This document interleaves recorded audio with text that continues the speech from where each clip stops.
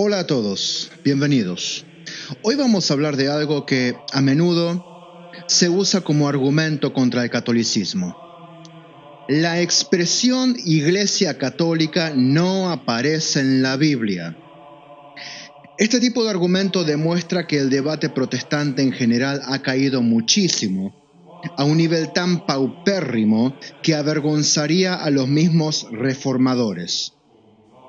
Sí, amigos, si Martín Lutero se levantara hoy de la tumba y viera las miles de denominaciones que existen hoy en el protestantismo, el declive moral y doctrinal, la falta de unidad, el caos exegético y la ignorancia bíblica, sí, el analfabetismo bíblico e histórico en toda la tradición protestante.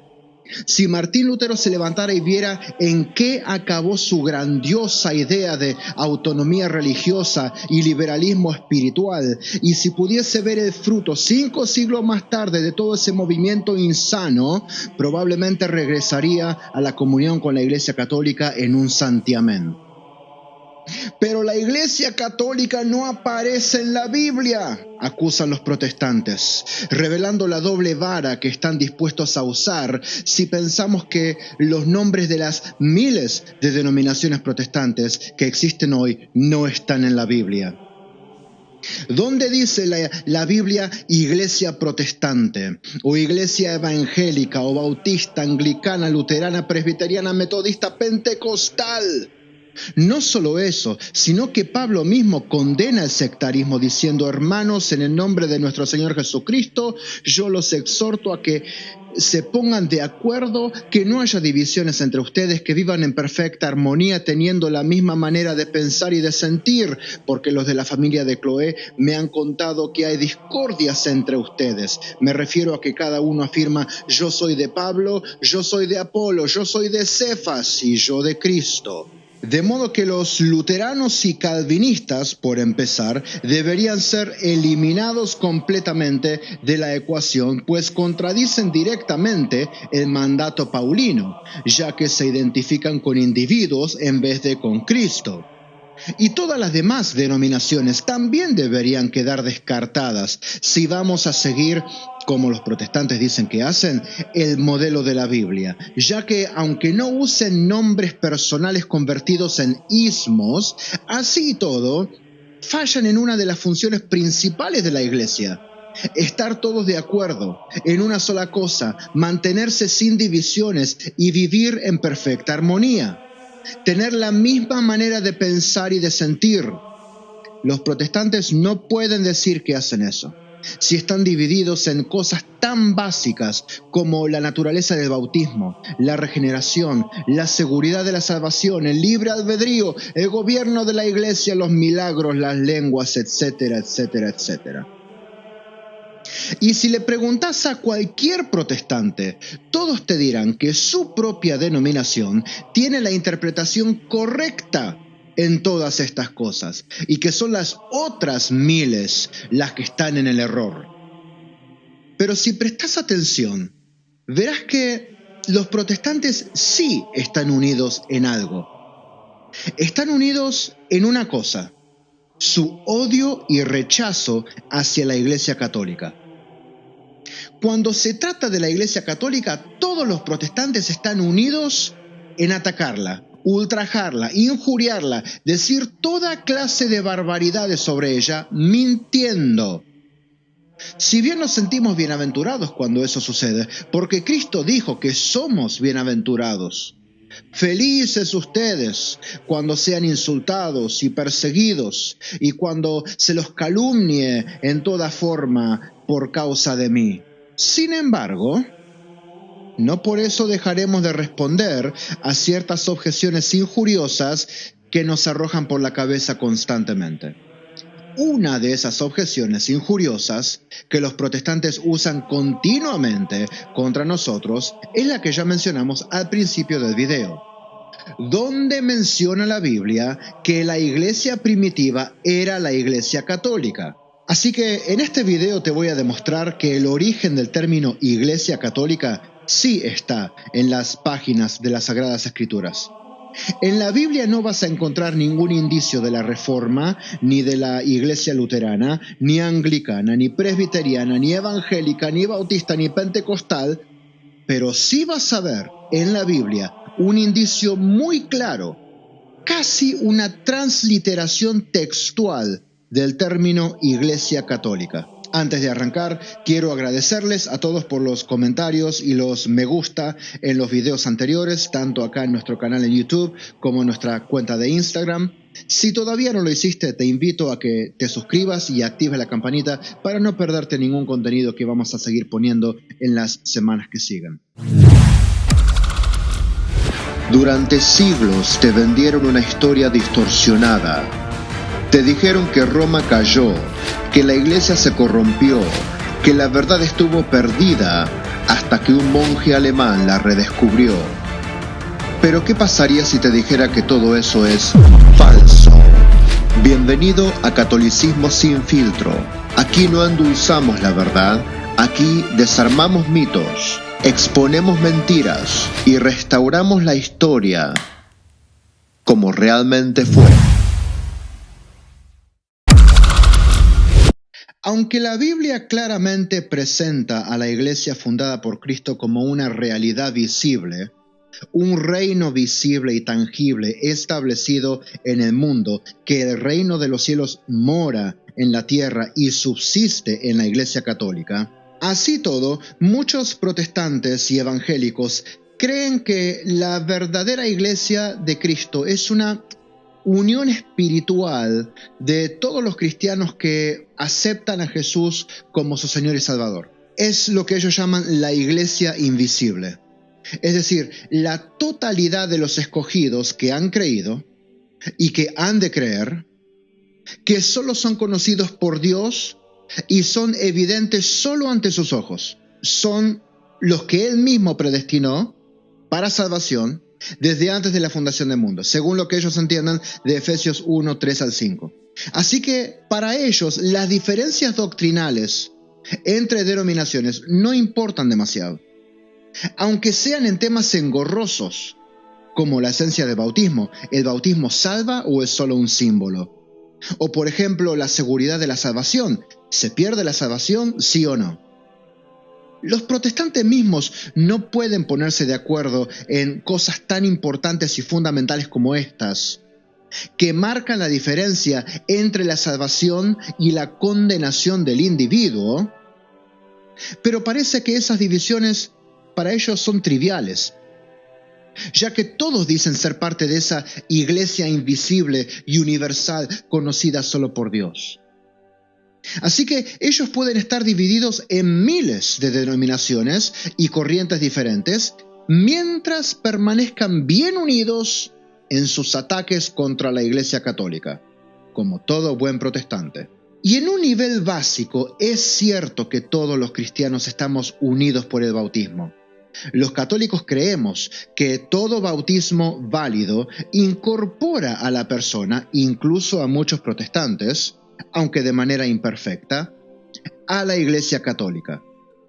Y también oramos arduamente y con esperanza por el día en que esas divisiones se superen y todos nuestros hermanos separados entren en la plenitud de la verdad.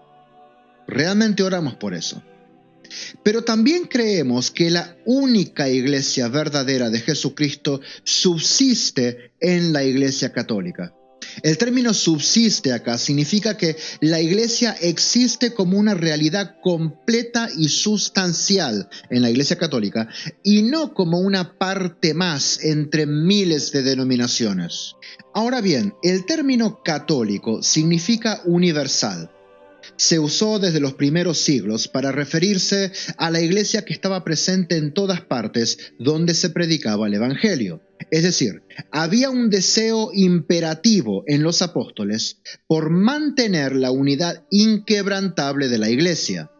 Era necesario que los cristianos en todas partes tuvieran un mismo sentir y hablaran una misma cosa, como lo leemos en la carta a los Efesios. Hay un solo cuerpo y un solo espíritu, así como hay una misma esperanza a la que ustedes han sido llamados, de acuerdo con la vocación recibida. Hay un solo Señor, una sola fe, un solo bautismo. Hay un solo Dios y Padre de todos, que está sobre todos, lo penetra todo y está en todos. De modo que la iglesia en Roma recibía la misma enseñanza doctrinal y las mismas tradiciones apostólicas que la iglesia en Corinto, en Galacia, en Éfeso, en Tesalónica, Colosa, Laodicea, Antioquía, Alejandría, en todas partes. De aquí viene el término iglesia católica. La iglesia en todas partes, la iglesia universal, pues los cristianos somos un cuerpo, y miembros los unos de los otros. Pero bueno, eso a modo conceptual, y todas las denominaciones podrían usar el mismo argumento para favorecerse a sí mismas. ¿Pero hay algún lugar en la Biblia que identifique a la iglesia de Cristo como la iglesia católica? Sí, lo hay. Y te lo voy a mostrar. En el libro de los Hechos de los Apóstoles, capítulo 9, versículo 31, leemos: la iglesia en toda Judea, Galilea y Samaria vivía en paz. Ahí está. Ahí tenés a la iglesia católica de manera casi literal. ¿Qué? ¿No te diste cuenta? Ah, claro, porque estamos leyendo una traducción en castellano. Si lees este versículo en español o en inglés o en cualquiera de las traducciones de la Biblia, este pasaje no te va a parecer gran cosa. No le vas a prestar mucha atención. Ciertamente no dice nada de la Iglesia Católica, ¿sí o no? No, en español no. Pero si ponemos el original griego en la pantalla, veremos algo importantísimo. Veamos. En el texto griego original, la frase es Ecclesia Catholis, que literalmente significa la iglesia en toda su universalidad, la iglesia presente en todas partes de manera visible. Ecclesiae Catholis es el término, y de ahí se deriva el nombre latino Ecclesia Católica, de donde sale nuestro término español Iglesia Católica. De nuevo, Ecclesiae Catholis en griego, Ecclesia Católica en latín, Iglesia Católica en castellano. Lo tenés ahí en las páginas de tu Biblia. Pero vamos a ver la historia. ¿Lo entendían así los antiguos cristianos o esto es un invento mío moderno para engañar incautos?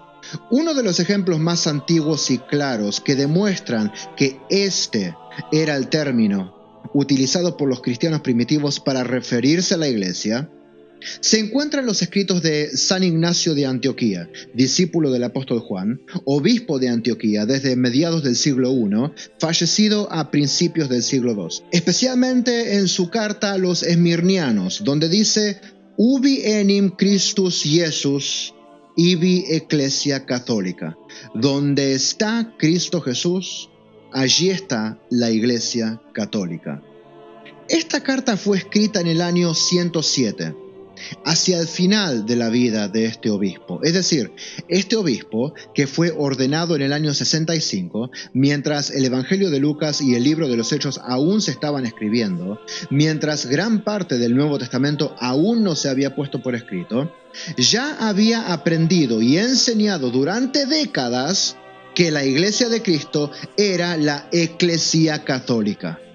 La cita en contexto dice: donde está el obispo, allí debe estar la comunidad, así como donde está Cristo Jesús, allí está la Iglesia Católica. Esto demuestra que el término ya era conocido y aceptado dentro de la comunidad cristiana primitiva durante el primer siglo. Jesús rezó por la unidad de sus seguidores la noche antes de su pasión. Que todos sean uno, dijo. Como tú, Padre, estás en mí y yo en ti, que también ellos sean uno en nosotros, para que el mundo crea que tú me enviaste. San Pablo refuerza este llamado cuando escribe en Efesios 4: hagan todo lo posible para mantener la unidad del Espíritu mediante el vínculo de la paz. Un solo cuerpo, un solo Espíritu, como una sola la esperanza a la que han sido llamados. Un solo Señor, una sola fe, un solo bautismo. La fragmentación de los cristianos en miles de denominaciones no refleja la unidad por la que Cristo rogó. Para los católicos, esta unidad plena solo puede encontrarse en la iglesia fundada por Él. Pero analicemos por un momento la oración de Jesús y comparémosla con el resultado de la fragmentación. Jesús dice que la unidad de la Iglesia Católica, el hecho de que seamos realmente uno, testifica que el Padre envió a Jesucristo al mundo como redentor de los pecadores. Es decir, si la iglesia es una y permanece así, el mundo podrá creer lo que Cristo dijo sobre sí mismo. Pero si la iglesia estuviera fragmentada en miles de facciones diferentes, eso atentaría directamente contra la persona de Cristo. Eso testificaría en contra de Cristo. Eso sería un estorbo para la fe de muchos, porque Cristo dijo que debíamos ser uno, que debíamos tener entre nosotros el tipo de unidad que la Trinidad mantiene, y que esa unidad ayudaría al mundo a creer que el Padre envió a Jesucristo. Pero si no nos mantenemos unidos, sino que continuamos fraccionándonos cada vez más, al mundo le costará creer que Cristo es quien dijo ser. Si los protestantes tuvieran razón en lo que dicen, en las cosas más fundamentales, ¿por qué su separación de la Iglesia Católica solo generó más separación entre ellos? Durante el coloquio de Marburgo en 1529, que fue un intento de Felipe de Hesse para unificar a los líderes de la Reforma Protestante, paréntesis, note que ya en el 1529 los mismos reformadores estaban divididos entre sí. En esta ocasión, Lutero dejó bien en claro que no todos los reformadores tenían el mismo espíritu de Dios. Esto llevó al coloquio al fracaso total debido a sus desacuerdos sobre la Eucaristía. Lutero sostenía la doctrina de la presencia real de Cristo en la Eucaristía, aunque de manera distinta a la doctrina católica, mientras que Zwinglio defendía una interpretación puramente simbólica. Cuando quedó claro que no llegarían a un acuerdo, Lutero declaró: «Vosotros tenéis un espíritu diferente al nuestro». En el 1529, en plena reforma protestante, ya estaban fraccionándose entre ellos mismos. Cada uno tiraba para su lado. Adiós con el deseo de Cristo de que seamos uno. Adiós con el mandato de Pablo de que todos pensemos, hablemos y sintamos una sola cosa. Adiós con todo intento de unidad. Lo que comenzó en división solo generó más división entre ellos mismos. ¿Cómo puede el mundo creer que Cristo Jesús es quien dijo ser si la iglesia protestante sigue fragmentándose? Evidentemente no tienen la verdad. De otro modo, hubieran permanecido unidos en la verdad. Entonces, la próxima vez que alguien te diga que el término Iglesia Católica no está en la Biblia, podés responder con confianza: sí, está en Hechos 9:31 en la expresión original en griego, Ecclesia Catholis, que poco después se latinizaría como Iglesia Católica. La Biblia y la historia confirman que la Iglesia Católica es la comunidad que Cristo fundó y que ha permanecido fiel a su enseñanza desde el principio hasta parte. Sí, ya sé lo que me vas a decir. De ninguna manera. Ustedes añadieron doctrinas falsas como los dogmas marianos, el purgatorio, las indulgencias, la iconografía sagrada, la intercesión de los santos, la infalibilidad del Papa, etcétera, etcétera, etcétera. Pues bien, parte de esas cosas ya las estamos hablando en este canal. El resto lo vamos a ir hablando a medida vaya pasando el tiempo, en las semanas y meses que siguen. Pero te digo esto.